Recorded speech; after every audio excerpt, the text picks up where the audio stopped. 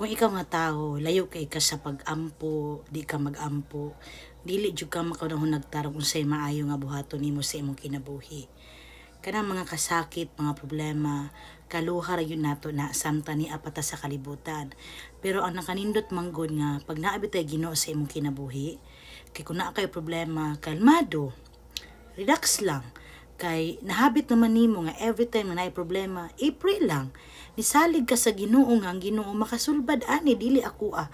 Pero katong mga tao nga walay Ginoo, pero sa oras gani nga nay mga problema, ginagmay lang problema, lisa ng taman sa ginhawa, napanik na, nabalaka na. Uban kung dili maagapan, ma-depress, manang uban nga daghang nagkuha sa ilang kinabuhi para lang sa ilang pagtuo nga ug mawala lang kinabuhi, sulbad na ang ilang problema. Muna isuon kung kulang ta sa pag-ampo, dili gyud ta magunahuna nga kana tong gihimo sayop ba ni og dili, no? Kay ngano ang mga tawo sa pagkakaron tintalon manggani sa kaaway sa Ginoo ang mga mahinampuon. Unsa pa kaha kung kita dili strong kaayo sa atong relasyon ngadto sa Ginoo. Muna isuon lahi ra ang tawo nga may nampuon kay guided yun na sa paghimog maayo. And every decision siyang kinabuhi, kana bitang matagliyok niya ampo, matagusto sa kinabuhi ampo, halos puros na lang Ginoo. Muna yung mga ilhanan ti mailhan nga ang Ginoo nagpuyod siyang kinabuhi.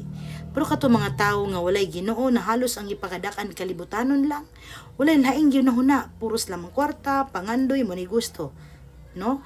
Pero dili mo salig nga ang Ginoo naa. Ang tawo nga nagsalig sa iyang kahibalo, magdepende lang unsay naa niya. Na siya kwarta, yan ang saligan. Pero katong mga tawo nga walay kwarta nga magsalig lamang sa Ginoo, didto ra sila moasa sa Ginoo na ibahala sa tanan. Muna igsuon ang atong kinabuhi karon, dili daotan ang maningkamot ta mangandoy ta. Normal na. Kay tawo pa man ta. Pero siguruhon nato nga sa atong pagkugi pagpaningkamot, tinarong nga dalan atong padulngan aron dili sad ta magantos. Nganuman kanang karma di man asili nga inigbuhat nato karon dayon. Mag-enjoy pa ta ana ron, pero pag-expect sa umaabot nga anihon nimo ng imong mga pag-antos bunga sa imong gihimo kaniadto. Bunga sa imong gihimo karon nga diin kung unsa man atong padulngan sa ulahing mga adlaw, kung di ta magbag-o di nato hinulsulan ang mga sala nga nahimo nato, mga binuang nga gihimo nato nga supak sa balaod sa Ginoo, pag-expect nga moabot ra ang panahon paninglan gyud ta sa Ginoo. Muna igsuon atong timbang-timbangon ang atong kinabuhi karon. Dili tanang pagsulay gumikan sa imong pag-ampog pagpangalagad, na imong kasakitan gumikan sa atong mga gibuhat. Reflect sa atong mga dili maayong gibuhat nga kita gipaninglan na gi-remind sa Ginoo aron kita mahigmata nga nahilayo deta ngadto sa atong Ginoo.